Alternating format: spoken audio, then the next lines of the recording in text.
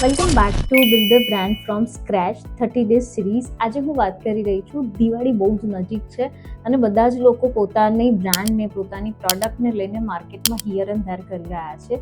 એનું main reason છે કે માર્કેટ પ્લેસ અત્યારે બહુ જ વધી ગયા છે. જેટલા ઓનલાઈન માર્કેટ પ્લેસ છે એટલા જ ઓફલાઈન માર્કેટ પ્લેસ છે.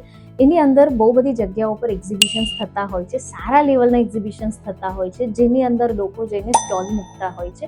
હવે અહીંયા આગળથી એક એકચ્યુઅલ ગેમ ચાલુ થાય છે બ્રાન્ડ બિલ્ડિંગની, જે જનરલી લોકોને નથી ખબર હોતી. કેમ કે કોઈ પણ જણ સ્ટોલ મૂકી દે છે પોતાની બ્રાન્ડને લઈને, પ્રોડક્ટને લઈને, અને ત્યાં આગળ એક જ માઇન્ડસેટથી બેઠેલા હોય છે કે મારા સ્ટોલના પૈસા કેવી રીતના હું રિકવર કરું, કેવી રીતના મારા જેટલા બી ઇન્વેસ્ટમેન્ટ છે બધું રિકવર થાય. They are never focused on their sales, they are never focused on footfalls, they are never focused on કે પ્રોડક્ટના રિવ્યૂ લેવા, ટેસ્ટિમોની, કશું જ કરતા નથી. જો તમે આ બધી વસ્તુ મિસ કરી દેશો ને ખાલી ફોકસ કરશો કે મારા એક્ઝિબિશનના ટેબલના જેટલા પૈસા છે, મારા સ્ટોલના પૈસા છે એટલા નીકળી જાય તો મારું કામ થઈ જાય, સો બસ you are on a wrong.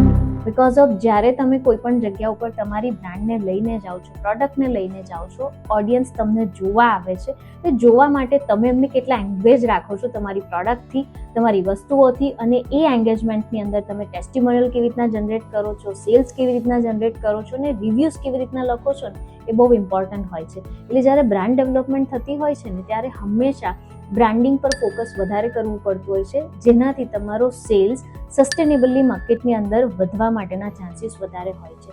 સો આ દિવાળી ઉપર તમે કોઈ પણ જગ્યા પર એક્ઝિબિશન્સ રાખો તો આ 3 વસ્તુ ધ્યાનમાં રાખજો. એક testimonial, second one is review, અને third one is a footfall.